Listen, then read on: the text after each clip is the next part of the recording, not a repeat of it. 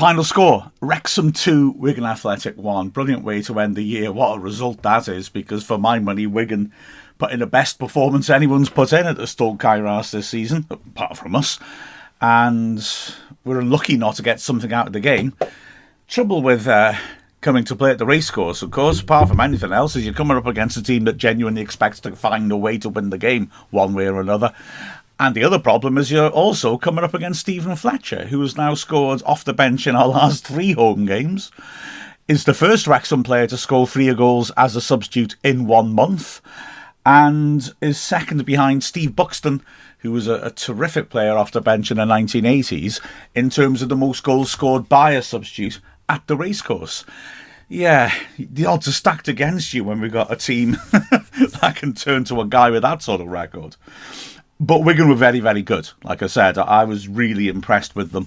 They've got a very good away record, and it showed in the way they set themselves up in a kind of 4-1-4-1 / 4-2-3-1, if you will. Their defence looked solid. Their full-backs, Sibic and Sessegnon, the twin brother, of course, of Ryan, were getting up the pitch really well. Scott Smith, coming into the team, ex-Welsh and the 19 international, he anchored the midfield really well. I thought sometimes joined by Deco, and on the flanks, well, Johnny Smith, the ex-Wrexham winger, looked threatening, but actually didn't manage to get that much end product, and McLean, I thought, did pretty well the way he handled him. On the other flank, Michael Olakigbe was so dangerous. He was so quick. He was actually looking to take on Barnett for pace. Now, that's saying something. And Barnett and Cleworth had a very, very busy time keeping him in check. Their 2 midfielders coming forwards caused problems. Taylor Arsgaard particularly, and Taylor up front was a good mobile striker who would drop off and create space. And so they were clever, and they set themselves up nicely, and we really struggled. Having those 3 players in midfield meant we didn't have an extra man, and it told we struggled to get a grip in midfield, struggled to get our attacking momentum going, and maybe could be a little braver on the ball sometimes under that pressure, but we were going long to Palmer. I thought got decent change out of 2 strong centre-backs, but yeah, we didn't get going all that well in the first half. But the Wigan press guys were saying that their issue is they don't take their chances, they don't score enough goals, and bingo, this is a great example of it, because as you'll see in a moment when I start going through the incidents, Wigan didn't create as many chances as their impressive approach play suggested they should. But they were fluent and attacked us swiftly, moved the ball quickly between the lines. I really enjoyed watching them play. The codicil, I hated every second of it because they were doing it to us, but I liked their approach. They nearly scored in the 5th minute, and I think this would have massively changed everything. Osgaard feeding the ball down the line. Olakigbe working it inside, having broken around the left flank to Adiko, who'd made a good run deep into Wrexham's penalty area. He pulled it into the goal line, and Brunt did brilliantly. It looked like Taylor had a tap-in from about a yard out. Brunt did brilliantly to stretch and dig out a clearance, or we'd have been behind. And the next real moment of danger comes 22 minutes later. And this is my point. It's the only other thing I bothered to write down in the first half, in fact. We had no real attacking threat. We won a couple of soft free kicks on the edge of the box, which we weren't able to take advantage of. 3, in fact. Mullins' first one was on target, but from a wide-ish angle, Tickle was able to take it pretty comfortably, and then he and McLean both drove free kicks from the same sort of range, but narrower, into the wall. But that other opportunity came when Owen O'Connell, trying to be brave, to be fair, and pass his way out from a right-back position, lost the ball to Taylor as he just hesitated for a moment. He found Olakigbe again, and he pulled it back to Adiko. Now, Adiko, midfielder, was about to have a big influence on the next couple of minutes, bless him. Last match, on Boxing Day, he scored the first goal of his career to win at Rotherham, the game at Rotherham. This is a great chance. Olakigbe pulls it back. He's got time on the edge of the box, but he takes a poor first touch, and McLean does really well to come from nowhere and get a challenge in, and the ball drops for James to clear. Poor old Adiko. I don't know if he got hurt by that essential and robust challenge by McLean or not. But moments later, he may also have hurt himself when he conceded the yellow card to stop a breakaway. And soon after that goes down and he has to go off. Poor guy, had a rotten 2 minutes. I can't help feeling that might have been a very important point in the match, because they brought on Jensen Weir, the son of David Weir, the Scottish ex-international player. And to me, Weir looked different type of player. He didn't look the best fit into that style of play. I'm not saying he isn't any good, I hasten to add, but he looked more like a sort of defensive midfielder / centre-back playing in that sort of role. He wasn't able to burst forwards with the pace and decisiveness of a Deco. Squandered a couple of moments as well with a poor touch. And I just felt Wigan maybe just lost something. From that point onwards, we're a bit back in the game. And although Wigan continue to have a threat, they're no longer really dominating us as I felt they did for long periods. It could also just be that they played a terrific intensity. I mean, they're a young team, and my word, they were pressing like heck in that first half hour. They continue to be energetic, but nobody can be intense for that long. And they did knock it off a little bit. And after the break, and in the latter stages of the first half, we were able to get the ball down and move it around a bit more. Having said that, we were incredibly lucky not to be behind after 16 seconds of the second half. Long ball forwards, Cleworth heads it away, comes back in at him, and he slips, which allows Oscar to come in with a really good first touch to get beyond him down the flank. He pulls a great cross into the near post area, and Matty James, desperately trying to get back to help his defence, makes contact with it 6 yards out and slams the ball against the crossbar. It drops down, and the right back Sibic is arriving unmarked. Great opportunity, but it comes at pace, and he mishits it. It sort of bounces off him as much as he hits it, frankly, and screws wide. A real opportunity for Wigan, but we ride our luck on that occasion. There then could have been another opportunity soon after that, after Barnett sprinting back to try and stop another swift breakaway, takes Olakigbe out. Should have been yellow. He later will get a very harsh yellow for kicking the ball away, something which the referee was not consistent penalising at all. The ball falls onto Oscar, the referee plays advantage, and Oscar from 25 yards drills a shot aiming for the top right corner, can't quite keep it down. Wrexham finally, about 10 minutes into the second half, actually start to show a bit of threat, thank goodness. We are starting to get the ball down more. James is starting to regulate play more successfully for us. And this is a move which starts with James McLean in his own half with a really good aggressive forward-looking first touch, driving narrow, finding Dobson. He helps it on cleverly to Mullen. Great ball round the corner by Mullen to Barnett. Barnett rips down the right-hand side and tears in a near-post cross. Palmer swings his foot at it. A good run attacking the near post. Can't make contact. McLean, after that initiating move in the attack, has gone on and attacked the far post, and he can't reach it. It's behind him. Unlucky.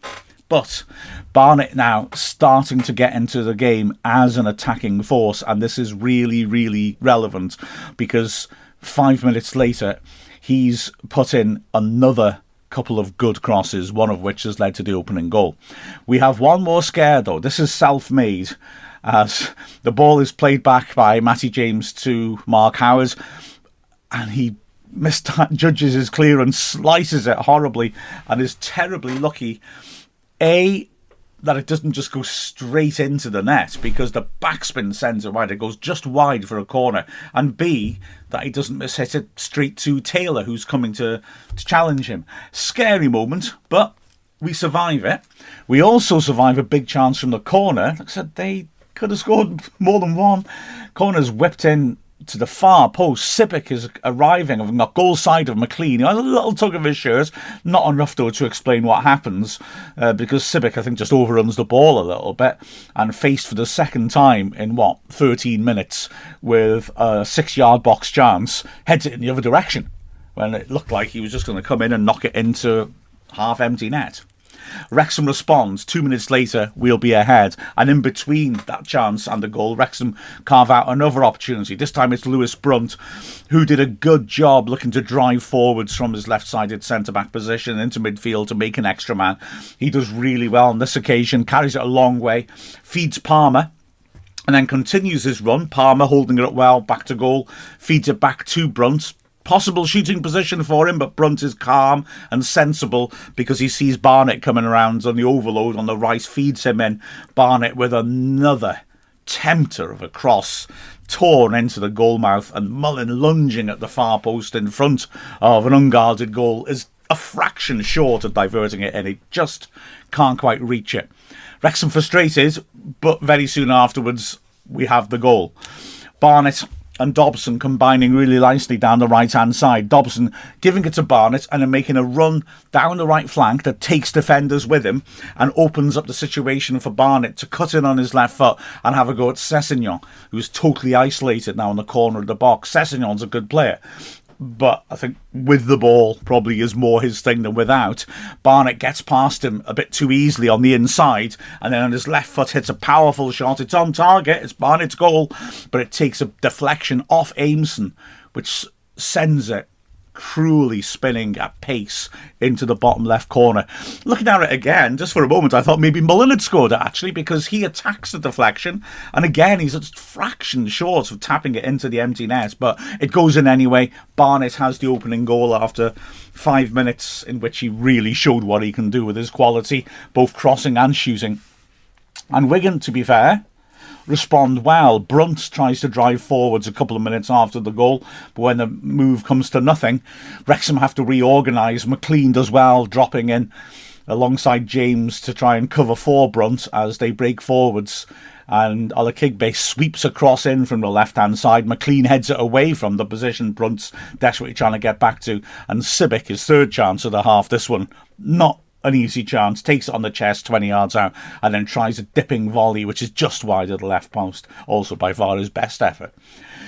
And Wigan keep threatening. Halfway through the half, they work a 4-on-3 breakaway with as ever Arsgaard in the heart of everything. He does well to carry it forwards, plays the right ball to Johnny Smith, who's in the right channel and has a chance to shoot.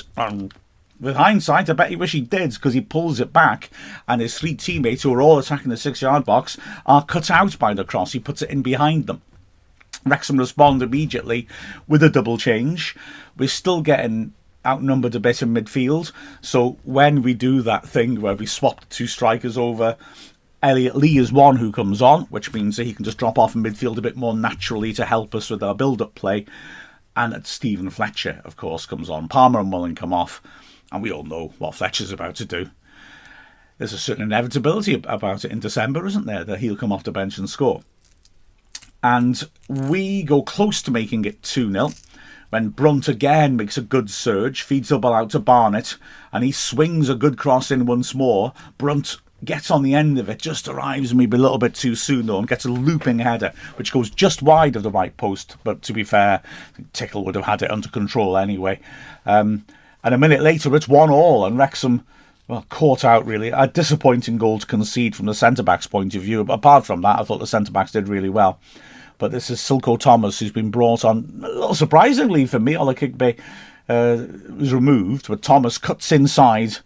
Cleworth has come across to help Barnett, but neither of them can stop him cutting onto his right foot and curling across into the 6-yard box. A run across to the near post just draws O'Connell out a little bit, and Brunt doesn't get tight enough to O'Connell and Hugill, who runs through the middle between the two centre-backs and has a simple header in from about 4 yards out. Wrexham asked for offside. I did wonder at the time, but having had a look at the replay, it's not offside at all. So Wigan deservedly level. Soon afterwards, they have a penalty shout. Arsgaard with another good ball to another of the subs, Conor McManaman. He breaks into the box in the right channel. Brunt comes across and knocks him off his feet. But he asks for the penalty, but it's, for me, body to body. I think it's good, robust defending by Brunt, just running him off the ball. And then Wrexham gets straight up the other end, knock the ball long. Fletcher flicks it on nicely, and Dobson manages to turn Weir, who's trying to track his run. Weir pulls him to the ground. Ref gives the free kick. The crowd are baying for a red card. The referee brings out a yellow. I think he's right, but it's tight. There is a covering defender. That's what saves Weir from the red. But, yeah, I think he's right. I think that the situation, all referees pretty much are going to give a yellow for that. The defender's fairly close. I don't think he'd have stopped Dobson getting a shot off. He might have forced him to he might have got across and forced him, though, to hit it early from the outside the box. So I think the refs, on balance, and looking at how these things are normally refereed and judged, right to give the yellow, but it's close. Fletcher steps up left-footed, clips it over the wall. It goes just wide of the right post. The bend he's put on it is probably just taking it away from being a goal. We make further changes. Ryan Barnett was just struggling a little bit. He made a sliding challenge and afterwards just didn't quite look right. So he gets a break and Seb Revan comes on the right-hand side. Probably not a bad idea to have his pace late on as well, because Thomas is looking threatening, as Ola Kigbe did earlier. And then also, Ollie Rathbone is given a break. Mo Farrell comes on. Elliot Lee drops into a more orthodox midfield position. And Farrell is lively, and Fletcher is causing problems. And in the first minute of added time, Wrexham get the winner. Fletcher winning a header again, helping it onto the flank to McLean, who takes a touch, allows Fletcher to get in to the far post and drills a great ball in, which Fletcher is able to take on his chest about 15 yards out. It's dropping on his left foot. I think the keeper, Tickle, who's got a lot of defenders between him and the ball, is anticipating a left-footed shot shaped inside his left post.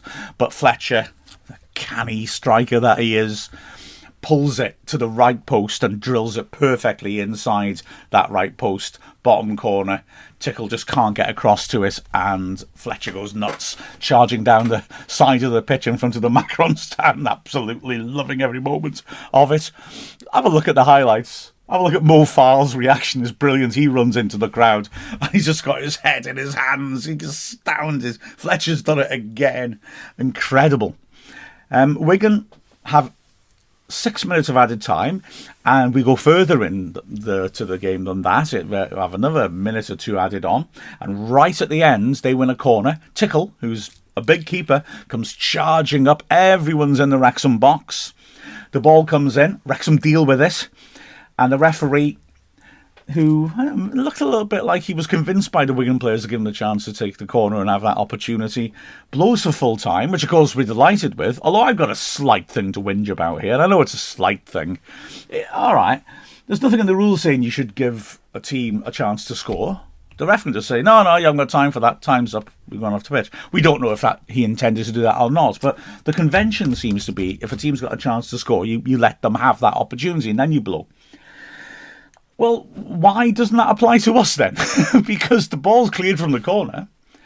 Every Wigan player is ahead of the ball, and it's clear to Farrell, who is 25 yards out from his own goal. So admittedly, he's got a long way to go, but there's no one at all between him and the Wigan goal.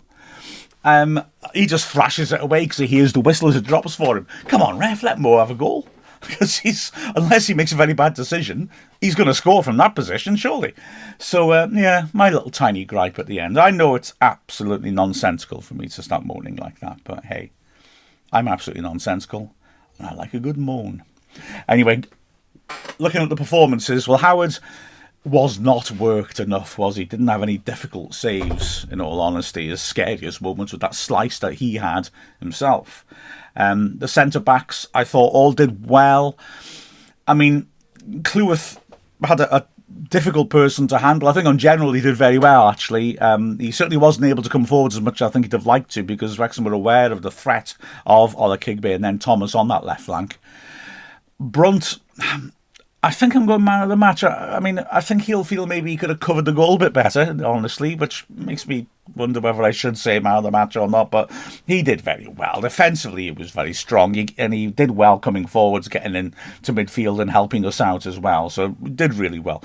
O'Connell, again, notwithstanding that little error which led to a first half chance, was strong in the box once more as well.